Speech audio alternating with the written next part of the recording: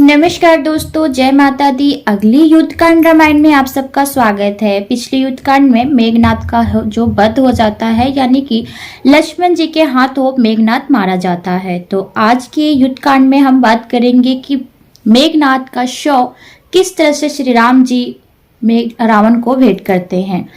जैसे ही मेघनाद का वध होता है, चारों तरफ तहलका मच जाता है, राक्षस जाति परेशान हो जाते हैं और देवतागण खुशी के मारे फूला नहीं समाते हैं कि एक पाप का बोझ जो है धरती से जो हट गया।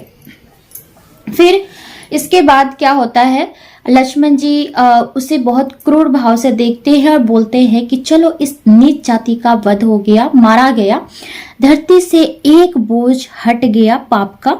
तब राम जी उन्हें समझाते हैं कि भले ही ये राक्षस था, पापी था, लेकिन ये वीर योद्धा था। मैं इसे नतमस्तक करूंगा, क्योंकि जाते जाते इसने हमें बहुत बड़ा संदेश दिया है कि कभी भी अपने पिता की आज्ञा का उल्लंघन नहीं करना चाहिए, उनकी आज्ञा का पालन करना चाहिए। क्योंकि मेघनाद ने अपने पिता की आज्ञा का पालन करते हुए अपना जो बलिदान दे दिया, ये प्रीत भक्त था, इसलिए मैं इसे नतमस्तक करता हूँ। उन्होंने सिर झुकाया उसे के सामने। उसके बाद हनुमान जी के द्वारा बड़े ही आदर सत्कार के साथ उसके शव को वापस भेजा रावण के महल में। रावण के महल में जब हनुमान जी उसके शव को ले गए, तो हनुमान जी ने सैनिकों के द्वारा संदेश भेजा कि जाकर अपने राजा को कह दो कि अभी भी वक्त है, अभी भी संभल जाए, अभी भी वो चाहे तो श्री राम जी के पास आकर हाथ जोड़कर उनकी शरण में आ जाए और माता सीता को वापस कर दे। यह कहकर हनुमान जी बड़े आदर सत्कार के साथ मेघनाद के शव को दे देते हैं और चले आते हैं। सभी जो लंका के निवासी थे बड़े ध्यान से मेघनाद के शव को देखते हैं और बोलते हैं कि श्री राम ने बड़े आदर सत्कार के साथ इसके शव को भेजा है, बाकी पुत्रों को कभी ऐसा नहीं भेजा।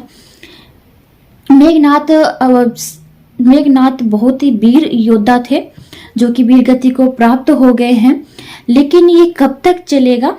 कुछ वहां के जो निवासी थे वो ये बोल रहे थे कि रावण इस तरह से हार नहीं मानेंगे, वो इस तरह से हार मानकर श्री राम के शरण में नहीं जाएंगे। कुछ वहां के बोल रहे थे कि उन्हें जाना चाहिए शरण में, उनके राम के शरण में।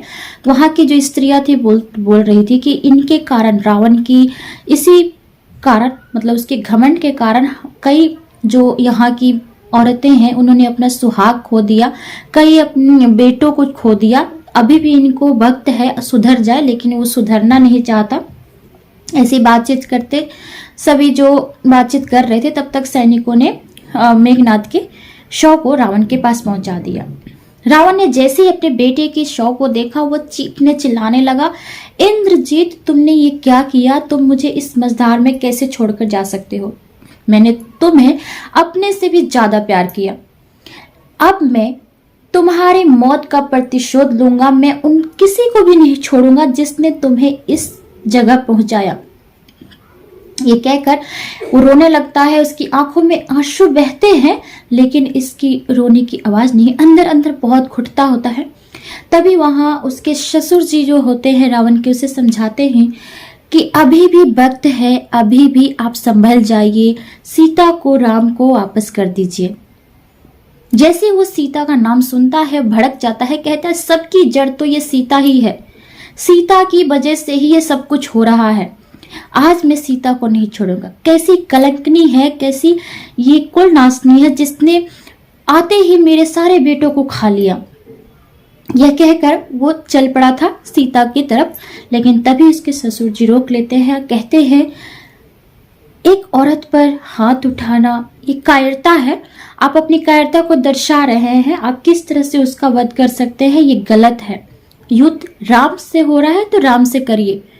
ये सुनकर वो थम जाता है और शांत हो जाता है। तो अगली वीडियो में हम बात करेंगे कि किस तरह से रावण का सामना होता है युद्ध भूमि में, और कैसे वो अपने प्रतिशोध का बदला लेने के लिए, जो प्रतिशोध उसके ज्वाला जो भड़क उठी है उसके अंदर, वो किस तरह से शांत करता है, कैसे वो बदला लेने जाता है। तब तक के लिए आज्ञा दीजिए। धन्यवाद।